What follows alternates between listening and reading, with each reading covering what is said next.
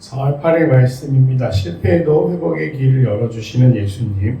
마가복음 14장 27절에서 31절까지의 말씀입니다.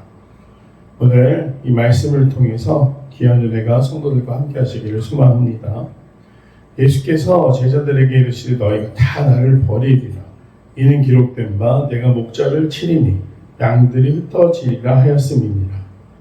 주님께서 오늘 다가올 환난과 제자들이 그 환난에서 흩어질 것을 말씀하십니다.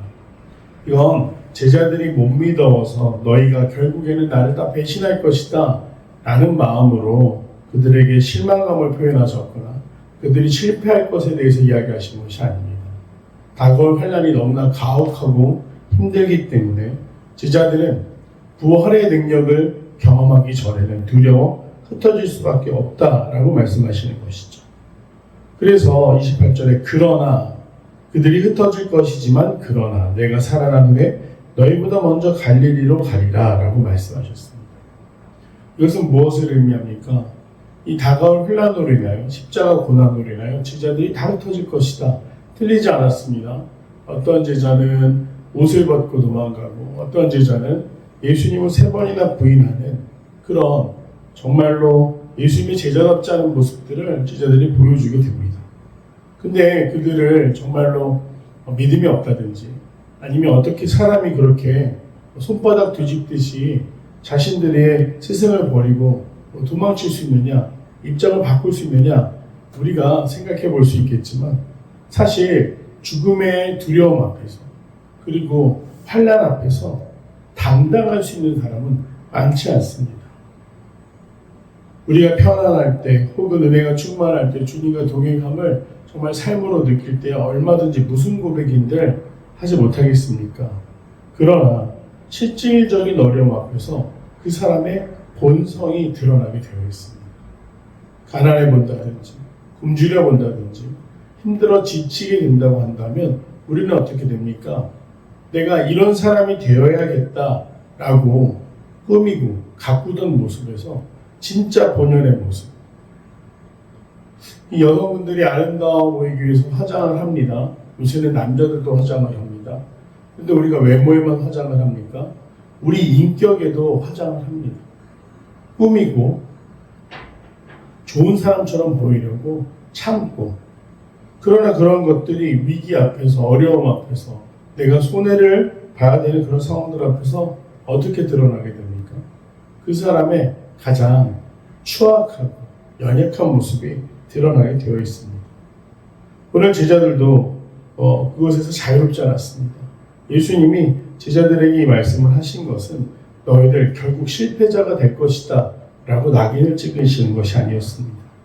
너희가 그렇게 실패하게 되겠지만 나는 부활하여 너희를 다시 모을 것이다 라는 희망적인 말씀을 하십니다. 즉, 이 이야기의 가장 중요한 부분은 예수님께서 다시 살아나신 후에 너희보다 갈릴리로 먼저 가서 기다리겠다라고 하신 말씀이 있습니다. 왜 갈릴리로 먼저 가겠다라고 말씀하십니까?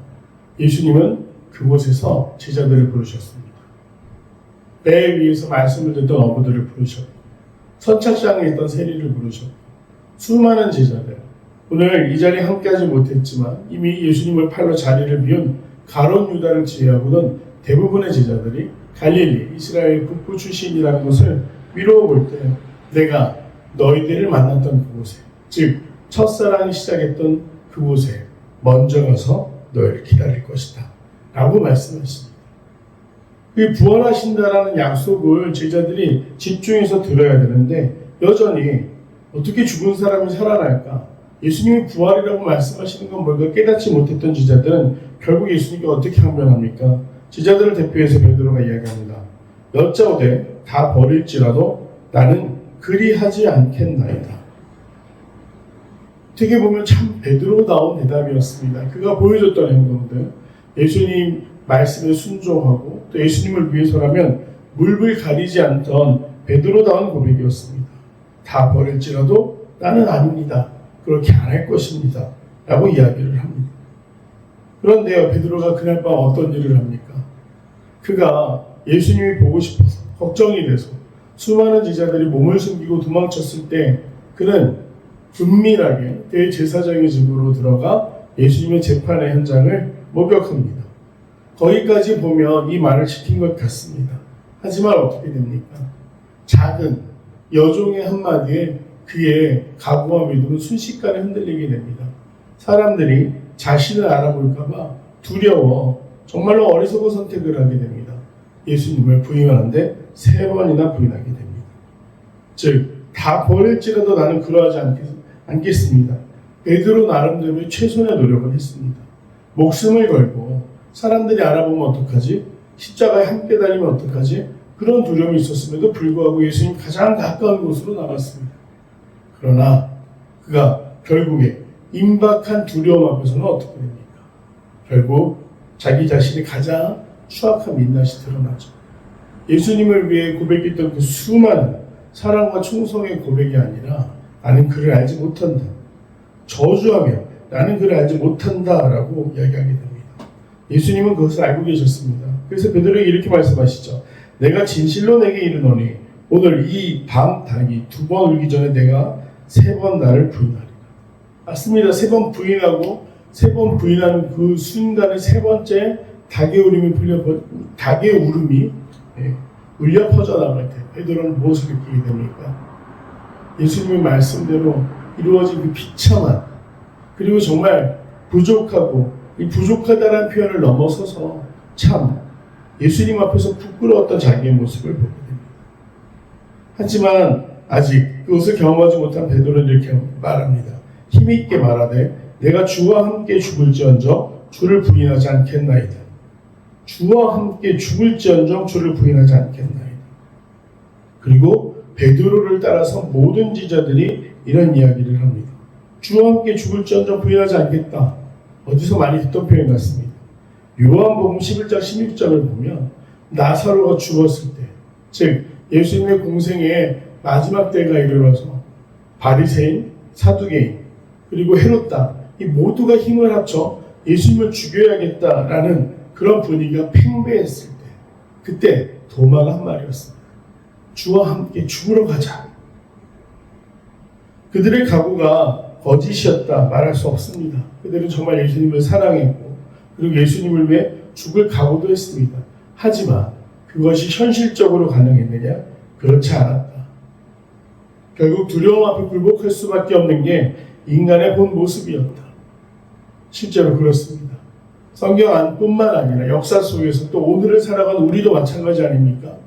내가 손해를 보게 될까봐 걱정되는 순간에, 가장 두려운 순간에 우리의 민낯은 어떤 모습입니까?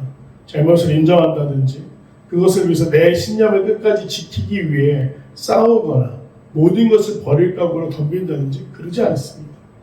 타협하게 됩니다. 그러나 타협하는 우리의 모습이 성경적으로 잘못됐다.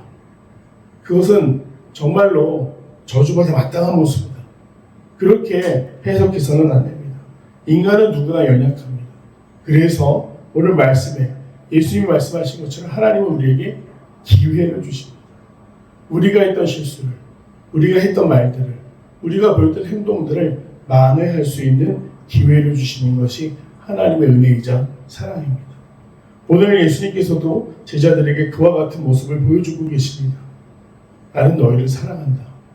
너희가 비록 그 위험 앞에서 나를 버리고 실패할 것이지만 결국에 내가 너희들을 다시 모을 것이고 너희들에게 하나님 나라를 이루어갈 수 있는 귀한 사명을 맡길 것이다.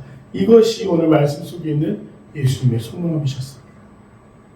다시 한번 31절을 살펴본다면 베드로가 힘있게 말하되 내가 주와 함께 죽을지언정 주를 부인하지 않겠나이다.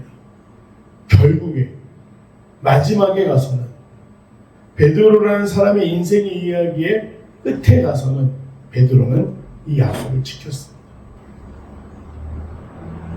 교회 전승에 의하면 그는 로마로 선교하러 갔다 그곳에서 죽임을 당하게 됩니다. 십자가 처형을 당합니다. 그런데 어떻게 됩니까? 자기는 예수님처럼 똑바로 매달릴 자격도 없다고 말하며 거꾸로 십자가형을 감당했다. 전승이지만 궁극적으로 무엇이 역사적 사실인지를 밝히기보다 가장 중요했던 것, 베드로가 교회에 남긴 것은 무엇입니까? 내가 주와 함께 죽을지언정 주를 부인하지 않겠나. 그는 마지막에 가서 이 약속을 지킬 수 있게 됩니다. 무엇 때문에 가능합니까? 부활하신 예수님. 십자가 사건의 완전한 이해를 하고서야 그와 같은 일을 행하게 됩니다. 정확하게는 저 필그림교회 성도들께서도 온전히 십자가 사건을 이루어갈 수 있는, 이해할 수 있는, 그래서 오늘 베드로와 같이 주님을 실망시키지 않는 인생을 살아갈 수 있는 귀한 성도들이 되시기를 간절히 소망합니다. 내용 한 차례 한번 보겠습니다. 예수님께서는 살아난 후에 제자들보다 먼저 어디로 가겠다고 말씀하십니까? 갈릴리로 가겠다라고 말씀하십니다. 베드로는 제자들이 예수님을 버릴 것이라고 말씀하실 때 어떻게 반응합니까? 다 버릴지라도 나는 그리하지 않겠습니다. 내가 주와 함께 죽을지언정 주를 부인하지 않겠습니다. 라고 고백합니다. 그리고 궁극적으로는 이 약속을 지키는 삶을 살아갑니다. 연구와 묵상입니다. 예수님께서는 왜 제자들보다 먼저 갈릴리로 가신다고 말씀하십니까? 제자들을 만났던 것, 공생애가 시작된 것, 제자들이 처음 예수님께 감동하여 자신의 삶을 드리기로 약속했던 곳이 그곳이기 때문에 그들이 실패할 것이지만 자신들이 연약했던 그곳에서, 주님을 처음 만났던 그곳에서 다시 시작할 수 있도록 갈릴리로 가시겠다라고 말씀하십니다. 제자들의 실패를 용서하시고 다시 기회를 주시는 예수님을 보면서 무엇을 느낍니까? 이 마태복음 5장 46절과 누가복음 6장 27절을 보면 원수를 사랑하라는 이야기가 나옵니다. 특별히 마태복음 5장 46절에는 사랑받을 수 있는 사람을 사랑하는 일은 모두 할 수 있지만 사랑받을 만하지 못한 사람, 즉 더 극단적으로 원수까지 사랑할 수 있는 것은 쉬운 일이 아니다라고 말씀하시죠. 그런데 하나님의 사랑의 모습이 바로 그렇습니다. 우리도 하나님을 실망시키고 오늘 예수님 말씀하신 것처럼 그 순간에 부인하는 제자들의 모습에서 실망을 느낄 수 있지만 끝까지 사랑하셔서 부족한 우리를 그 사랑으로 온전하게 하시는 것이 하나님의 계획이고 사랑이다라는 것을 느낄 수가 있습니다. 별다가 적용입니다. 베드로처럼 확언하고 결심했으나 내 연약함으로 실패했던 적은 언제입니까? 내 말의 의지, 능력과 계획이 아니라 오직 하나님의 은혜만 의지하는 삶을 살기 위해 무엇을 실천하겠습니까? 제가 청년의 시절에 찬양 집회들이 붐이었습니다. 서울예수전도단 화요모임이라든지 마커스 찬양 집회라든지, 물론 그보다 앞서 먼저 시작됐던 온누리교회 올레이션스 경배와 찬양이라든지 이런 것들이 굉장히 활성화된 시대를 살았습니다. 많은 청년들이 모였습니다. 저도 그곳에서 가서 하나님께 얼마나 많은 약속들을 했는지 모릅니다. 주님, 내가 여기 있습니다. 주님, 내가 주님께 내 삶을 드리겠습니다. 그리고 그 감동을 받은 후에 저도 예배 인도를 하면서 찬양 집회를 인도하면서 청년들에게, 청소년들에게 너희의 삶을 하나님께 드려라. 하나님이 책임지신다. 하나님을 위한 인생을 살아라. 라고 아무렇지 않게 함부로 이야기했는데 저도 사역을 하면서 참 어려움을 경험했던 시간이 있었습니다. 그렇게 남의 집 자식들한테는 주님께 인생을 드려라. 내 삶을 드려라. 그것이 하나님을 기쁘시게 하는 삶이다. 하나님 원하시는 삶이다. 라고 아무렇지도 않게 선포했습니다. 저도 이 말씀에서 자유롭지 못한 것이 제가 가장 경제적으로 궁핍하고 난처하고 그래서 사실 가족들에게 손을 벌리는 것도 더 이상 어렵고 주변 지인들이나 친구들에게 도움을 요청하는 것도 어려웠던 시기가 있었습니다. 그때 제 민낯이 드러났습니다. 하나님을 원망하고 분노하고 마치 내가 어떻게 됐을 것이다 라는 확신도 없으면서 기회비용 마냥, 잃어버린 기회비용 마냥 내가 하나님을 위해서 내 인생을 바치고 사역하기로 결정했는데 주님 너무하신 거 아닙니까? 제 인생은 왜 이렇게 비참합니까? 라고 원망했던 그런 날이 있었습니다. 그런데 그때 참 감사했던 것은 그렇게 하나님을 원망하고 원망을 넘어서서 막 욕설을 퍼붓고 사역을 그만둘 것처럼 소리를 지르던 그 순간에 하나님이 깨닫게 하신 것이 있었습니다. 삶을 드린다는 것의 의미가 무엇이냐? 제자가 된다는 것의 의미가 무엇이냐? 편안한 날에만, 행복한 날에만, 내가 하나님의 사랑을 확신할 수 있을 때만 제자인가? 아니면 가장 어려운 순간에도 제자인가? 그것을 그날 깨닫게 하셨습니다. 그 이후로 저의 믿음은 흔들리지 않았던 것 같습니다. 또 어떤 어려움이 찾아올지 모르겠지만 아마 그 순간에도 깨닫게 하실 것입니다. 매일 다가오는 파도를 견뎌내는 인생 속에서 우리가 어떻게 믿음의 사람으로 살아갈 수가 있습니까? 나는 실패할 수 있습니다. 하지만 주님께서 실패한 나를 실패한 그대로 머물러 두게 하시는 것이 아니라 다시 일으켜 주신다라는 믿음을, 정말 오늘 제자들이 실패했지만 그들을 다시 부르시고 가르치시고 이제는 세상을 두려워하지 않는 사람들로 훈련시켜 주시는, 부활로 그 제자들을 끝까지 품으시는 예수님의 사랑을 통해 낙심하지 마시고 새로운 소망을 길러낼 수 있는 귀한 성도들이 되시기를 간절히 소망합니다.